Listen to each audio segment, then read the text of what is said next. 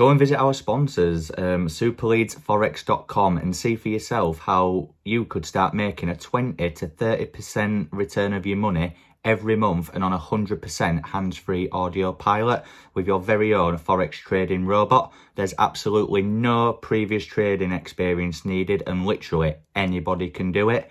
Better still, you can actually test drive this cash cranking system for yourself on your own PC or laptop, free of charge for 30 days. So you have absolutely nothing to lose whatsoever, people.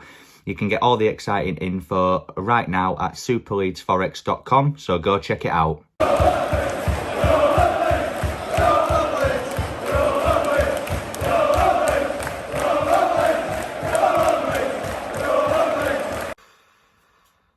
Well then, people, I don't know what I'm going to say on this, to be honest.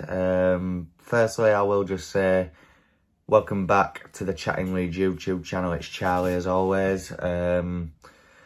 Just here to give you my post-match reaction to Man City 7, Leeds United 0. Wow, that was tough to say. Firstly, before I get into it, please smash the like button, please subscribe and share your thoughts and opinions on how you think the game went. Hit the notification bell, follow me on my socials, which are in the description. And make sure you check out our sponsors at superleadsforex.com as well. So, 7-0. Wow. I'll be honest, pre-game I was expecting a defeat. Maybe as... You know, I was thinking even 4-0. 4-0 would have been bad, but you could have looked at it and thought, yeah, you know. But this was just an absolute hammering, plain and simple. I was actually quite surprised at what lineup Pep decided to go for with City. Showed us a lot of respect, given our depleted squad. You know, Rodri, KDB, Bernardo Silva, Mahrez, Foden, Grealish. You know, that front three all scored. KDB got 2. They even brought up a backup defender in Nathan Ake on, and he managed to score. John Stones scored. It was just easy pickings for them. And, you know, I've seen people say, oh, it's embarrassing. It's worst performance of the season. For me, it's not. We've played much worse than that this season. Southampton, Brighton. Because in those games, the difference is that we actually had the ball. And every time we got the ball in those games, we were awful. Whereas last night, I felt we just couldn't get near them. We couldn't lay a glove on them. Their passing, their on and off the ball movement is just insane, and their team is just an absolute mile ahead of us. They're in a different continent to us. They're just unbelievable. The best team I've seen us play live ever, I think, since I've been following Leeds. I will go as far as to say that KDB is an absolute monster in that midfield. I said pre-game that Silva was the one I was most wary of, but Silva, I say, didn't really do anything. That sounds a bit, but he didn't stand out as much as KDB did for me last night. You know, his second goal, especially, that screamer. I mean, there's nothing that Melier can do about that. I mean, I felt when we did get the ball, in the very brief spells that we did, we weren't that bad going forward. It was just the final third, as it has always been this season. And Jack Harrison, the amount of opportunities, you know, I can think of 2 or 3 opportunities where he was in and around that box. And, you know, at these points as well, we were like 4-5-0 down at the time. And he wasn't shooting, trying these flicks to click that ended up going to Edison, passing a ball to a man that was clearly marked and getting dispossessed. You know, just have a shot. You could just tell he was petrified to have a shot. petrified to have the ball, along with a lot of the players last night for Leeds.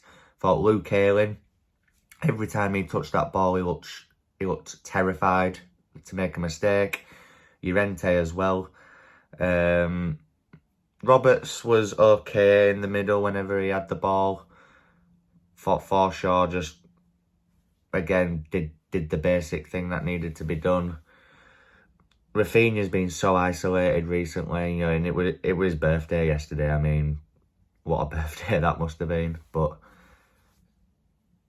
Rafinha's not been performing as well lately, whether that's teams learning to isolate him and we're not adapting, or whether he's just out of form. I don't know. But yeah, obviously I was at the game. I think Leeds United's man of the match was probably the fans, because we chanted and chanted and chanted. You know, they were winning 7-0 and they weren't making a noise, their fans. It was just bizarre. They had fans leaving before the full-time whistle.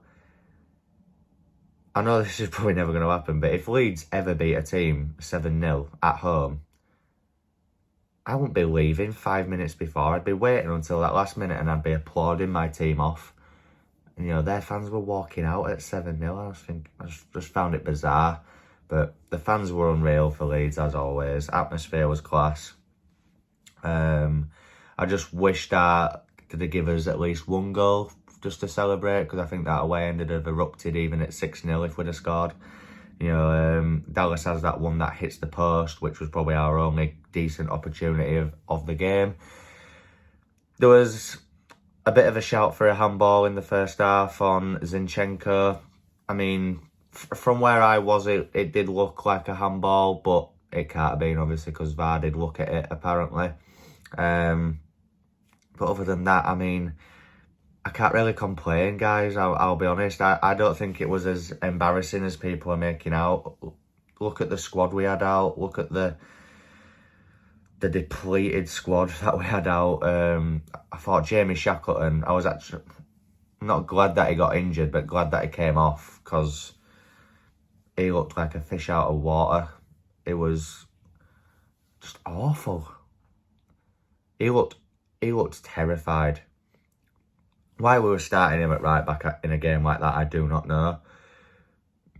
Ayling should have been at right back and we should have brought Cresswell in. The one thing that I hope will happen against Arsenal is that he makes some changes. Start Cresswell at the back. He handled Antonio really well against West Ham in that game at Ellen Road. Start Joe Gellart up front. Because Dan James, against Chelsea, were pressing so well. Last night, the press, non-existent. No pressures, no intensity. Didn't look bothered. It's not his position. He needs to be on the wing. I'm just... The more disappointing thing is not even that we got beat, it was how we got beat. I said to someone as I was walking up to my seat, with this guy, and I said, you know, it kind of feels like a cup game against a higher team. You know, you just want to go out, play well, and if we get beat, just don't get hammered. And you're like, yeah. Little did we know what was about to happen. But yeah, I'll be honest, guys, there's not really much in-depth analysis on this reaction.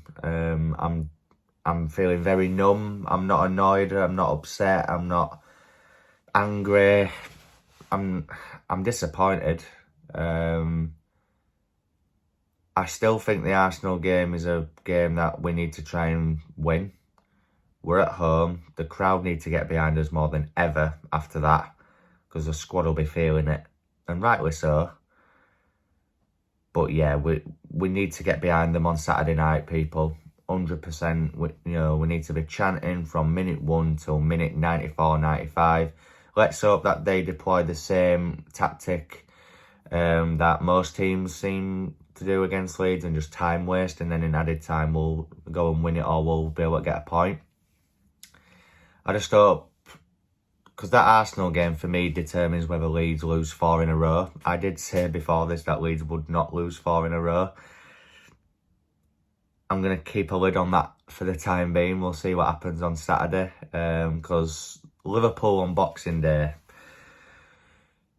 I mean, I've seen us play both teams now, City and Liverpool. Man City were levels above what Liverpool were for me. And I thought Liverpool were really good at the time. City should win this league for me. They were absolutely phenomenal. Best footballing side I've seen us play against ever. And they rightly won the game. So yeah, that's been my post-match reaction, people. I know it's been a bit doom and gloom, it's been a bit negative, but there's not a right lot I can say about this game. There isn't. We got simply outclassed by a world-class side. And we have to dust ourselves off and we have to go again against Arsenal on Saturday night. So yeah, as I said at the beginning, please smash the like button, please subscribe, share your thoughts and opinions in the comment section, and make sure you check out our sponsors at superleadsforex.com. And I'll see you in the next video, people. My match day vlog, actually, will be out at 7 o'clock tonight. So make sure you check that out. And yeah, I'll definitely see you in the next one. Thank you. So look, guys, Leeds United might not win every week, but you could be winning every week and be making a bit of money too with your own forex trading robot. So don't forget to check out our sponsors website today at superleadsforex.com, and you could start making money within the next 24 hours. There's no previous trading experience needed and literally anybody can do it. There's also a risk-free 30-day trial available, plus a 25% discount for Leeds fans too, and you can all get the exciting information right now at superleadsforex.com. Please remember as well that trading does involve risk, just like any other business venture, so only trade with money you can afford to lose, okay?